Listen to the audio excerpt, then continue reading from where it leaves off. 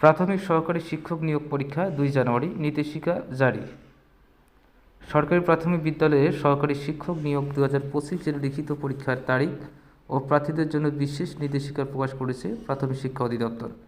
আগামী 2 জানুয়ারি 2026 রোজ শুক্রবার সকাল 10টা থেকে 11:30টা পর্যন্ত 3 পার্বত্য জেলা ব্যতীত দেশের সব জেলায় একযোগে এই পরীক্ষা অনুষ্ঠিত হবে।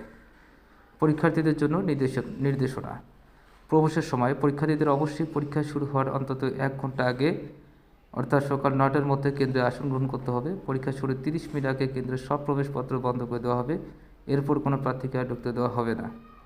তল্লাশি। কেন্দ্রের প্রবেশের সময় নারী ও পুরুষ প্রার্থীদের আলাদাভাবে তল্লাশি করা হবে। প্রয়োজনে হ্যান্ড মেটাল ডিটেক্টর ব্যবহার করা হবে। কান উন্মুক্ত রাখা। ব্লুটুথ বা কোনো ইলেকট্রিক ডিভাইস শনাক্ত করতে প্রার্থীদের উভয় কান উন্মুক্ত রাখতে হবে। কানে কোনো স্পাইক ইয়ারফোন আছে কিনা প্রয়োজনে তার টর্চ লাইট দিয়ে চেক করা হবে। নিষিদ্ধ সামগ্রী।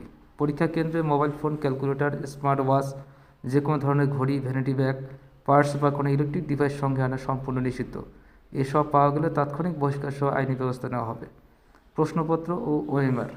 প্রার্থীদের একটি ওএমআর শিট দেওয়া হবে যা কালো বল পয়েন্ট কলম দিয়ে পূরণ করতে হবে। পেন্সিল ব্যবহার করলে উত্তরপত্র বাতিল হবে। পরীক্ষা শেষে প্রশ্নপত্র উত্তরপত্র উভয় পরিদর্শকের কাছে জমা দিতে হবে। নিরাপত্তা ব্যবস্থা। সুষ্ঠুভাবে পরীক্ষা সম্পন্ন করতে প্রতিটি কেন্দ্রে 144 ধারা জারি থাকবে। জেলা প্রশাসকের নেতৃত্বে গঠিত কমিটি পরীক্ষা পরিচালনার দায়িত্ব পালন করবে। পরীক্ষা কেন্দ্রে দায়িত্বপ্রাপ্ত কয়েকজন কর্মকর্তা ব্যতীত অন্য কারো মোবাইল ফোন ব্যবহারের সুযোগ থাকবে না। ভুয়া পরীক্ষার্থী বা অসৎ উপায় অবলম্বনকারীদের বিরুদ্ধে ভ্রাম্যমাণ আদালতের মাধ্যমে তাৎক্ষণিক শাস্তি প্রদান করা হবে। প্রাথমিক শিক্ষা অধিদপ্তর সূত্রে জানা গেছে, এবারে নিয়োগে পদের বিপরীতে ব্যাপক সংখ্যক আবেদন জমা পড়ায় তীব্র প্রতিযোগিতার মুখোমুখি হতে হবে। প্রার্থীদের প্রথম ধাপে রাজশাহী, রংপুর, সিলেট, খুলনা, বরিশাল ও ময়মনসিংহ বিভাগ 10,219টি শূন্য পদের বিপরীতে আবেদন জমা পড়েছিল 7,45,929টি। দ্বিতীয় ধাপে ঢাকা ও চট্টগ্রাম বিভাগে 4,166টি পদের বিপরীতে আবেদন জমা পড়েছে 3,34,151টি।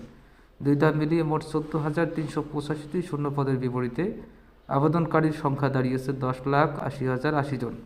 সেই হিসাবে গড়ে প্রতিটি পদের বিপরীতে লড়াই করবেন প্রায় 75 জন পরীক্ষার্থী।